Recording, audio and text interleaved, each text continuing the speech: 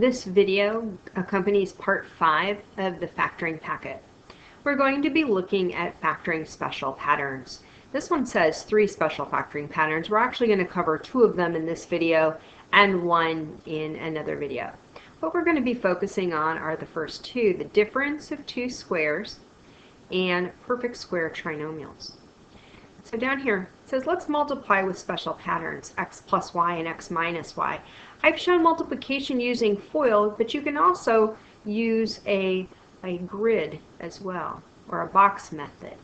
So what you would do is create a box by making it the length of each of these expressions and the width of the expression. So if you do a box method, it's just like when you were little and you were multiplying along a multiplication table. So you'd have x times x, which is x squared. Notice I'm multiplying the top and the side together.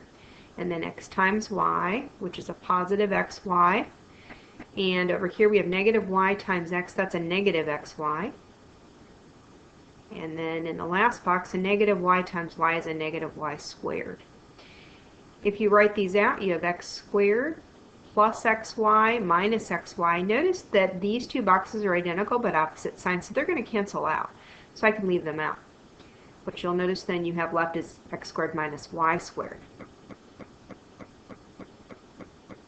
What's interesting about when you multiply these 2 binomials is the fact that you don't end up with a trinomial, you end up with another binomial. And the reason for that is these 2 middle terms cancel out. Now if you went backwards, if you took this multiplied form and you factored it back, it's known as the difference of 2 squares. So in factored form, x squared minus y squared is the same as x plus y and x minus y. Now how does that happen? Well, be ready to recognize that the pattern. It'll be 2 terms separated by a minus, and both of them happen to be perfect squares. So up here I can see I have a minus between both terms, and x squared is a perfect square. It's made from x times x, and y squared is made from y times y. So identical twins essentially. So down here, here's an example. To factor the difference of 2 squares, we have 16a squared minus 81b squared. Now, is there a shortcut for this? Well, there is a minus in between both terms. And when I look at 16a squared, it is made of identical factors, 4a times 4a. And the way you know that is you're allowed to take the square root of 16 because it's a perfect square. And additionally, you can take the square root of the a squared, and it's also a perfect square, so its square root is a. And then, of course, the 81b squared is made from 9b times 9b. And so you see here where it says find the terms that are being squared, you're squaring a 4a and a 9b. And we have those listed up here. So to write it as the sum of the 2 terms and the difference, what you're doing then is breaking it apart into its pieces. So we have the 16a squared, which is the 4a and the 4a. And then the b squared portion, which is the 81b squared, we have 9b and 9b. And then you just put a plus and minus in between, so you can see that if you try to re-multiply these back out using FOIL or box method, what would end up happening is that middle term would drop out. So let's go ahead and take a look at an example of this. So number 16, 4x squared minus 81. Both of these are perfect squares. 4x squared is made from 2x times 2x, and 81 is made from 9 times 9. So I can rewrite this. So you're going to write the 2x as the first term in both factor pairs. The 9 is the second term in both factor pairs. And then all you have to do is put a plus and a minus there, opposite signs, so that when if you re-multiplied it out, the 2 middle terms would drop out. Now look at number 17. We have 9x squared plus 121. Now 9x squared is made from 3x times 3x. It is a perfect square. 121 is made from 11 times 11, which is also a perfect square, but we have a problem. The middle term here is going to happen if we remultiply this back out because there's a plus sign here. In fact, watch what happens. If you take 3x plus 11 times 3x plus 11, if you did the box method or if you FOILed this out, ultimately you would end up with 9x squared plus 66x plus 121. And the reason for that is simply that the middle terms don't drop out.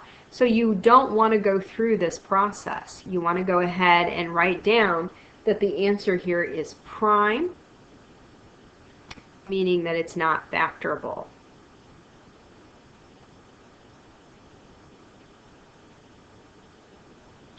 And that's what you should write in any case where you can't factor it using this particular shortcut.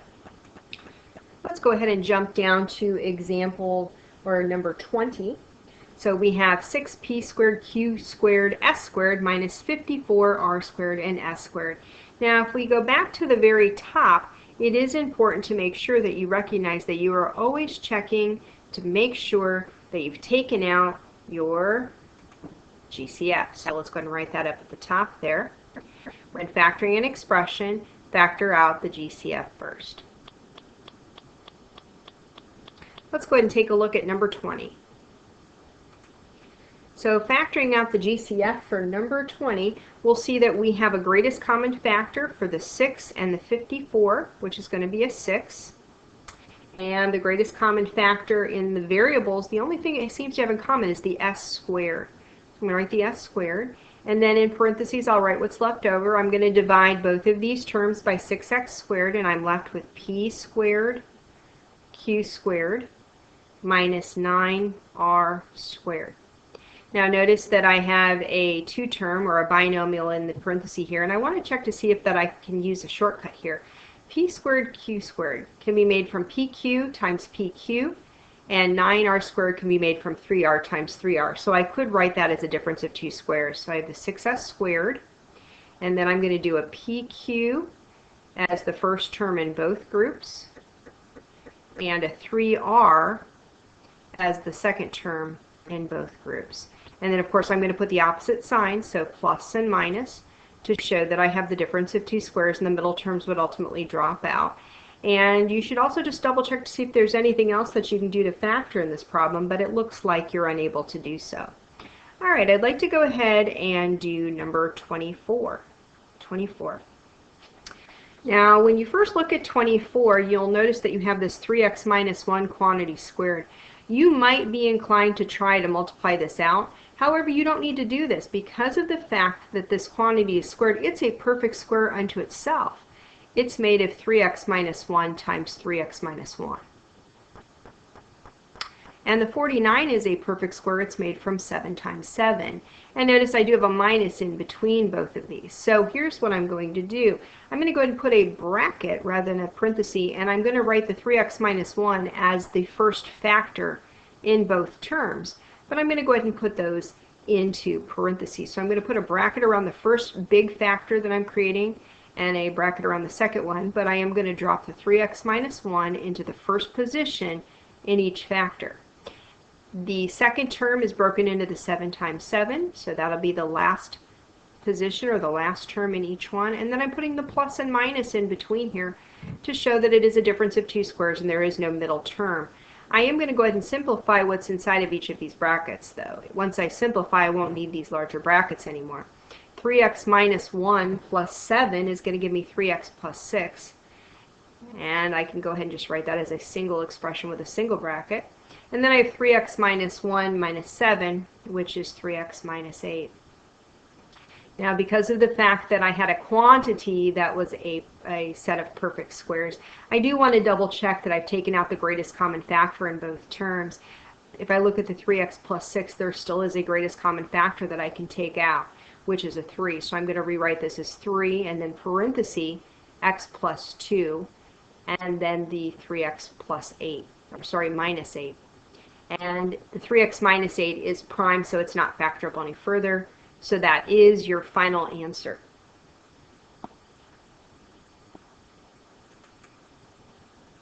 Now the second shortcut that we want to talk about is factoring perfect square trinomials.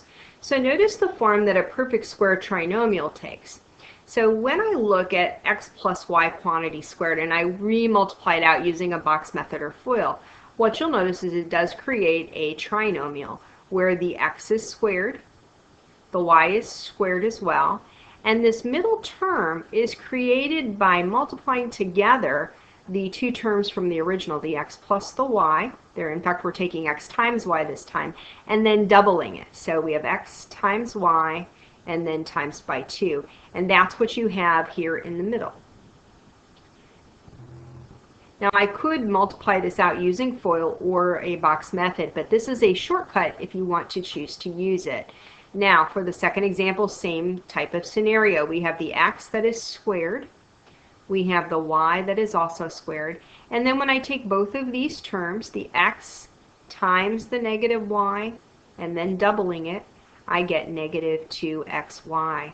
So you'll see that here in the middle. So let's look at number 26. Now, if I want to factor this, and I think that it might be a possibility that I could use a shortcut, I want to check to make sure that that's the case. Now, I notice this is a trinomial, and I notice that the first term is made from 2x times 2x, and the last term is made from 5y times 5y. So now what I want to check to see is if the center of this is the product of those two individual factors times by 2 and then negate it. So I'm going to take a 2x times a 5y, and then I'm going to double that. Like that. So this gives me 20xy.